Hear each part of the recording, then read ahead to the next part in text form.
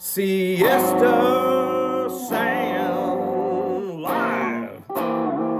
Siesta Sand Live is broadcast from Captain Kurt's Village. It's Siesta Key's home to great food, great drinks, great music, and great times. Look for the giant American flag. Welcome to Siesta Sand Live. I'm your host, Natalie Gutwein, coming to you live from Captain Kurt's on the beautiful island of Siesta Key. Where else in the world would I rather be than right here? Today, I have an incredible guest for you. So, we've had a lot of conversations out here on the island about whether or not you should rebuild an existing structure or remodel an existing structure or scrape it and start all over. So I have brought on TJ Nutter, one of the best builders on Siesta Key, born and raised Sarasota, several generations of Sarasota. He's going to come on and talk to us and give his advice about what he thinks you should do in this scenario. So stay tuned. The next segment is brought to you by the Judy Berger team, part of Sotheby's International Realty. Whether a buyer or a seller, you'll be delighted with their service. And by Altez Vacations. It's the perfect place to go to find that perfect place to rent. So, welcome. I am here today with TJ Nutter. TJ was born and raised here in Sarasota County, kind of a local football legend back in the day. It's been a lot of years since that. I had to embarrass you a little bit with that. And now you're one of the predominant builders here in Sarasota on Siesta Key. You've got some enormous projects going right now. So with everything that happened with the hurricanes, I thought it would be really interesting to get one of the builders on that you've done a lot of remodeling also, to get your take on what's going on, what are you seeing in the industry and here, predominantly here on Siesta Key with the building. So, the hurricanes, which we think two, but really three. Right, yeah. And, so it pitched us a curveball that we've never seen before.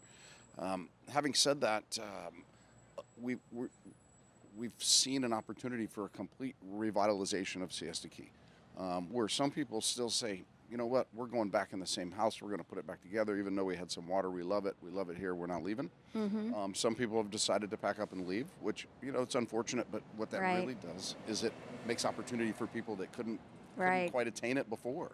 And so we're going to see a new influx of residents and people that love Siesta like we do. Right. You and I both live here. Your house is gorgeous. TJ had you were a part of. What was the open house at? Not the that I came over for. The Parade of Homes. Parade of Homes. We were in the custom home division of the Builder Industry Association Parade of Homes. Oh, well, what I love is all the little things that you do. All the little added. I don't know, when you go through a TJ Nutter house, I can pick out individual things that I know are you, even if you've sold the house a long time ago. What are some of the things that you do that you put in homes that are your little touches? And that evolves and adapts all the time. There's certain things. I like a cleaner looking trim, not so heavy, less angles on the crown molding. Flat to me is just a sharper, cleaner look.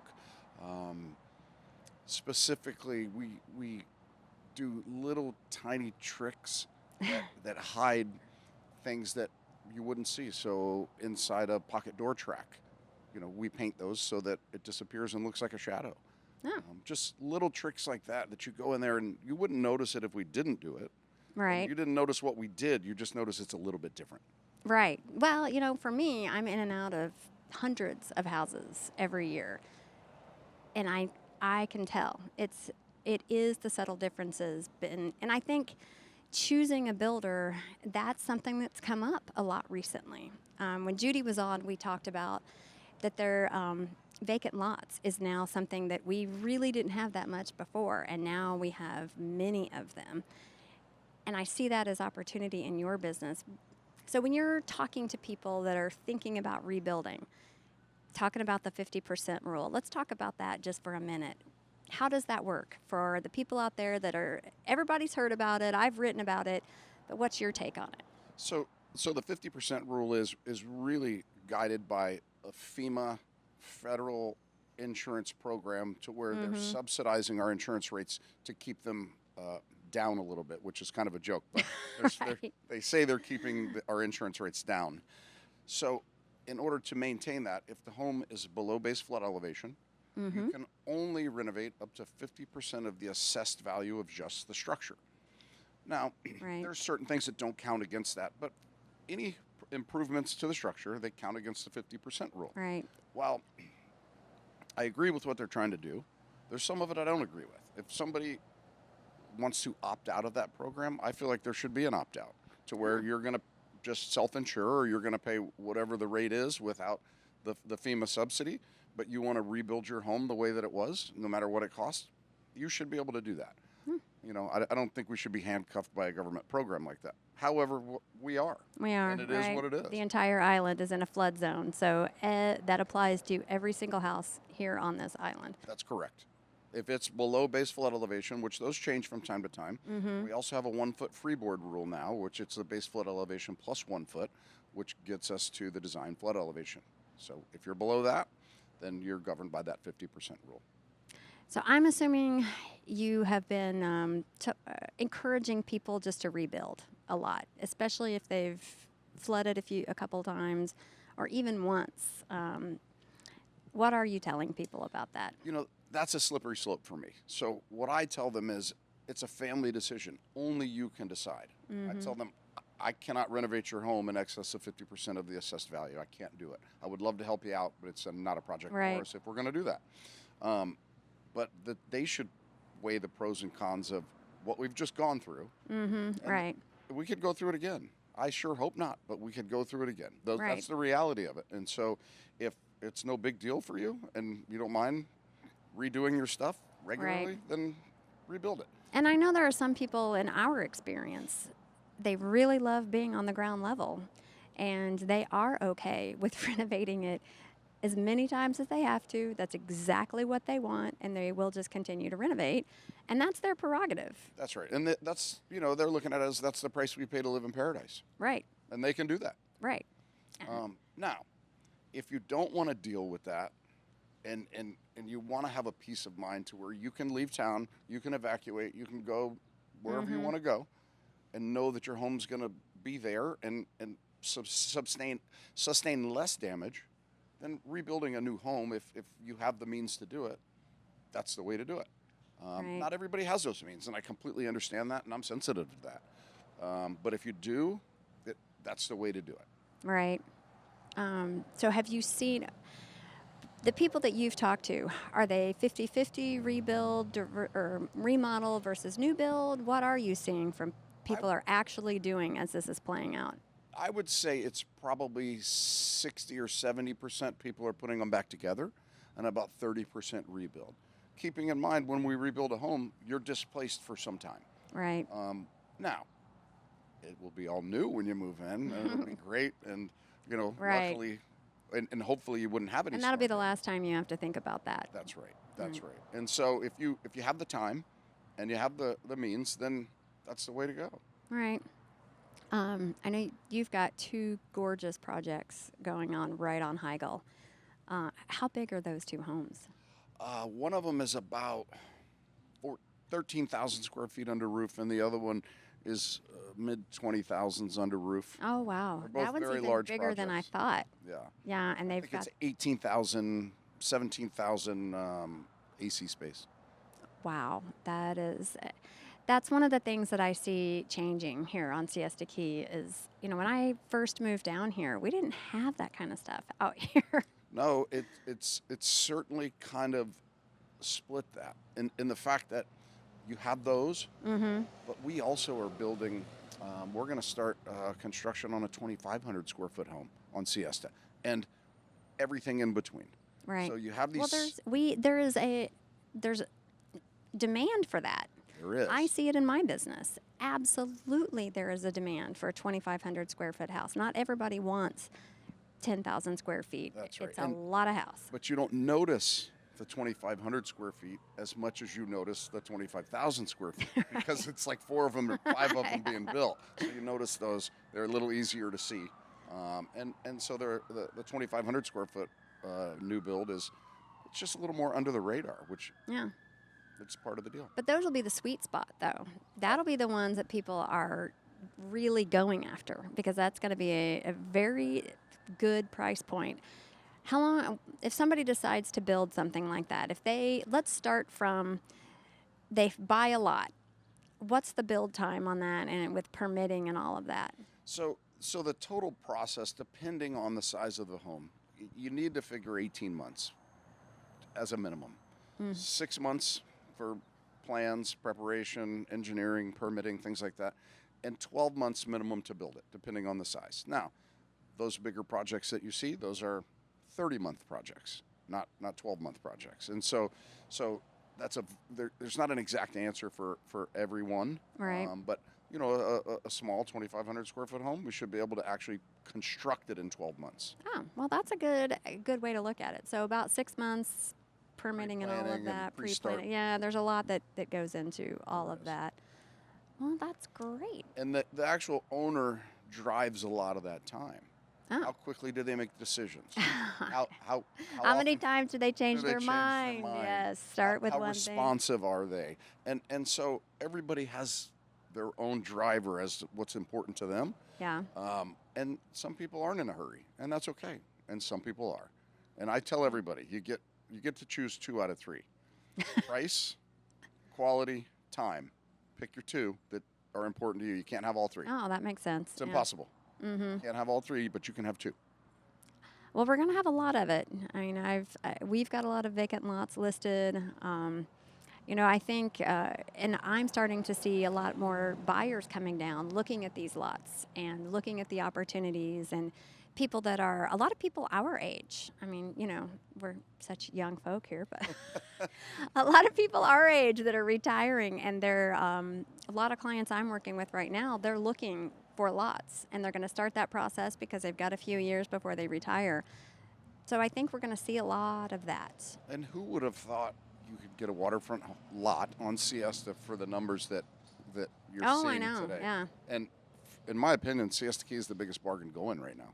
Oh, I agree. I think right now is a great time, especially for people that have wanted to get on Siesta, but they're not able to, you know, they couldn't afford it.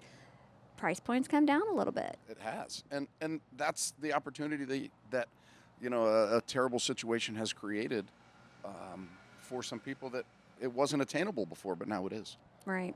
I agree. I think we are looking. I look at it, everything. This is an opportunity. You know, I'm working on the Beautification Alliance. It's an opportunity. We're going to make Siesta Key better than it ever was before. You know, we're #1 beach. We've got to look like it. And I look at that with some of the old cottages. I love history. I love old homes. I love looking at something that was built 100 years ago. We're not going to have as much of that anymore out here on the island. But what is going to be replacing it is beautiful. And you can make a brand new home look like an old beach shack. It'll just be above base flood elevation. And so let's design it that way. Let's pick finishes that are consistent with that Pecky cypress look, those white oak floors and things like yeah. that. That is a real the Siesta the beach old house. Florida, yeah. That's right. That is what we try to maintain out here is that old Florida feel. I would love to see more of that, and you know, of course it's the people picking that get to decide. But I say it all the time. I'll build it upside down if they want me to, but I love it when they pick stuff that's consistent with that look of old Florida and old Siesta. Well, I think it is. It's a very changing market right now. Being out here this is the we're at the 7th month mark right now from the last hurricane, and it's interesting to me how different it is, but how much it stayed the same too. That's right. And I think Siesta attracts a certain type of person, and those people kind of, for the most part, we all have something in common. Right. Yeah, We're you're right. very different, but we have something in common. Yeah, and we that's the all fact that picked we love this Siesta Key island. for a reason. That's right. A lot of us out here could have picked other areas. 100%. You know, I worked from home when I moved, or my ex-husband worked from home, and I sell houses. I literally could have gone anywhere in the world, and I picked Siesta Key to raise my son, to be here. You grew up around here. You knew all the areas, and you picked Siesta Key. My mother was raised here. I was raised here. My children were raised here. Yeah. Your family goes has been back- around a long time in Goes back. Sarasota. That's right. We've got three generations of Riverview grads. Oh, wow. Only two generations that went to Southside, but three that graduated from Riverview High School. Wow, there's not too many people that can say that around here. Not that many. Not my family. Well, let's take a break, and I want to talk about your latest venture in your rum company. Sounds good. All right, thanks. The following segment is brought to you by Beach Bazaar, located in the heart of Siesta Village. Everything for the beach, and we do mean everything. And by FAM Development, the area's best in custom-built homes. Start living your dream on and around Siesta Key. Okay, so I'm back with TJ Nutter, and you've got a new project going on. So you've done all this building and growing up here in Sarasota, and now you started a rum company, which seems to make sense. I mean, Well, it kind of goes hand in hand with the Siesta Key lifestyle, but don't confuse it. I'm a builder. This is a side project that I teamed up with two really good friends on, one of which has been a master distiller for 20 years, the other of which who is a absolute marketing genius. oh, so it's kind of And a you all very- three and bring in a- different talents. Yeah, and a very industrious dude as well. And I think the three of us just complement each other very well. Those two guys have put in the lion's share of the work. I don't, they're You just tasted, and they're so at, what's the name of it? it's called Broken Plank Rum. We have four okay. flavors: a silver, a spiced, double roasted coconut, and a dark. And everything is grade A products. Oh, Yeah, so it comes out in the taste of the rum. so how do you, when you're putting together, how do you create a rum? What's the process on that? How do you start? So you start by making wash, and some people use granulated sugar. Some people use blackstrap molasses. Some people use corn syrup. There's a multitude of different things. You could use raw cane sugar, which is what it was originally crafted from. And we have a molasses base, and it's again grade A stuff. And then you mix your recipe, and then you let that ferment over however long it takes. It takes about 7 to 10 days.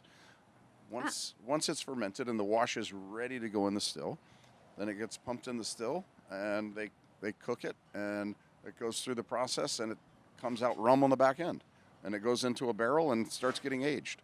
Ah, so as you're doing this process, did you ever have any that you were like, oh no, that is Absolutely. we hit more roadblocks for two guys that had no idea how to make rum. One guy that knew how to make rum, but it was all new equipment to him. And so it's been a fun process. And like I said, for me, it started as a hobby. And Rex and Marty have really turned it into a business. So who are your partners on that? Rex Raymond and Marty Martell. Marty, you would probably, Siesta Key owners would know Marty. Marty has Martell's dive service. He's Oh, I knew I'd seen the name. So Marty does marine salvage, and he cleans the bottom of big yachts and helps with all that stuff below the waterline on your big boat. Okay. Rex is really has been very successful owning marketing companies and doing mainstream TV marketing and radio marketing and mass marketing and things like that. So who already knew how to make rum? Marty. Oh. Marty, and if you remember way back, so for the people that listen to this show, the ones that are really old Siesta Key people will know of Midnight Pass Fish Camp. Excuse me, and not spelled midnight with N-I-G-H-T, midnight with N-I-T-E. And so there was a fish camp on Midnight Pass, and that was Marty's family's fish camp. Huh. And so our logo is a pelican on a floating barrel. And when Marty was a kid and he would spend the summer at the fish camp, his dad and grandfather had a pet pelican, and it became Marty's pet pelican, and that's where the logo came from in the rum. Oh, that's exciting. So you're doing tastings now. What have you got coming up? So tomorrow, which is May 1st, we have a tasting at Norman's on Clark Road. We have a tasting coming up at Walt's on Thursday, May the 15th, at Walt's Fish Market. They're doing a tasting at Siesta Village Liquor on Saturday of Memorial Day weekend, which I believe is May 24th. Okay. So we have a bunch of events coming up for that, and they're fun. And people, who drinks rum and doesn't have a smile? Right. Well, we're in paradise. I mean, this is the perfect place to have a rum. I mean, we were talking before we were recording. I'm going to get them and play with them and just see what I can make with it. I live on a tropical island. I've got to have rum in the house. Yep. It's like a staple. It's a rule. On our website, there's 24 recipes that we've created, and we posted them, and then take one and mix it with the other, or build your own. Doesn't matter. Rum is just so different. It's not like vodka just has one flavor for the most part. I mean, That's you right. can You spice can it. infuse it, But it's not like rum. There's 4 different kinds of rum, and when you mix them with different things, I love pure coconut water or the coconut milk, playing with all that stuff. Absolutely. And I would say rum is to the Caribbean like corn is to the heartland. Oh, And hey, near and dear to my heart. here we are, the gateway to the Caribbean. It's just natural. It just kind of fits. Where can people buy your rum now? So right now you can buy it at Norman's Liquor on Clark Road. You can buy it at Siesta Village Liquor in the Village. Okay. You can buy it at Tonique, which is the corner of Bee Ridge and McIntosh.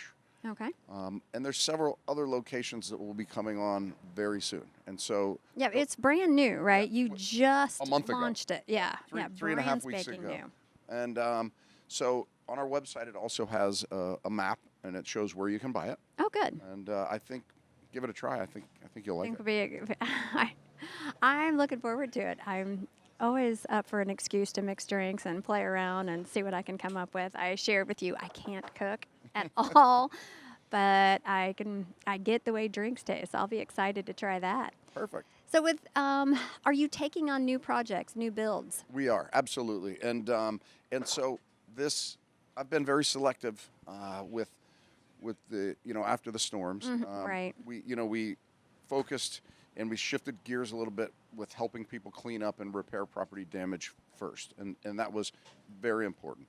And then we've kind of started not a separate company, but a separate guy managing. We're doing some demolitions of homes that people have decided we're done. We're tearing it down, and then we're gonna rebuild some houses. And we're a small company. I don't want 30 or 40 a year. In order to provide the quality and service that we provide, we're going to build 12 to 15, maybe 18 projects a year. That's still a lot for. That's a lot. You're very popular. There's a. Well, thank you. And if I did less projects, I would have more hair. When Oh, I started this whole deal, I had a full. You head had of hair, yeah. Well, DJ, how do people get a hold of you? Where do they find you? We're at the corner of Osprey and Siesta Drive, just over the North Bridge, in the Simple Sand Plaza. We're at 3534 South Osprey Avenue. Okay. Our website is nuttercustomconstruction.com. All of our contact information is on our website. My cell phone's on our website. The office phone's on our website. Yeah, you're pretty easy to get a hold of. If you can't find me, you're not looking hard enough. No, I just send you a text. That's You'll right. respond. Always do. Yes. Well, thank you very much for coming on. I really appreciate it. It's a pleasure. Everything. I'm looking forward to that rum. Natalie, thank you very much. Thanks for having me. I hope you guys enjoy. Thank you. Appreciate it. Bye-bye. The final segment is brought to you by the law offices of Eric Fleming, specializing in real estate closings. Mr. Fleming is also the current president of the Siesta Key Chamber of Commerce. And by Gilligan's Island Bar and Grill. Experience the heartbeat of the Siesta Village's dining and social scene. Thank you for tuning in for another episode of Siesta Sand Live. Really want to thank TJ Nutter for coming out and helping us answer those questions about his advice on whether or not you should remodel or if you should just scrape it and rebuild. He's right, it is a family decision, and I'm always happy to come out and help you with that. If you've got questions, give you my advice on whether I think you're better off one way or the other. And don't forget, you can find us not only on YouTube, but we're also on Spotify and Apple. So if you want to listen to us while you're out running around, don't have time to watch the video, check us out on Spotify or Apple Music. And stay tuned. Next week, we're going to have a surprise guest, the Siesta Key photo bomber. So that should be exciting. I also wanted to give you an update on the Siesta Key Beautification Alliance. There's a lot going on in the background with that. We have had a lot of meetings. We've met with the commissioners. We are doing a lot of work. There's so much that goes on behind the scenes around here, and I'm really excited. We've got such traction on this project. And look at the Siesta Sand newspaper. There's an article in the May edition about the updates, what's going on with it, and stay tuned. I'll keep you updated. We are going to make Siesta Key return to the beautiful old Florida that we all know and love. So stay tuned. Check me out at Siesta Key Natalie on Instagram or Natalie Gutwein Facebook. I'm around. So stay sunny, Siesta. Siesta Sand Live is broadcast from Captain Kurt's Village. It's Siesta Key's home to great food, great drinks, great music, and great times. Look for the giant American flag.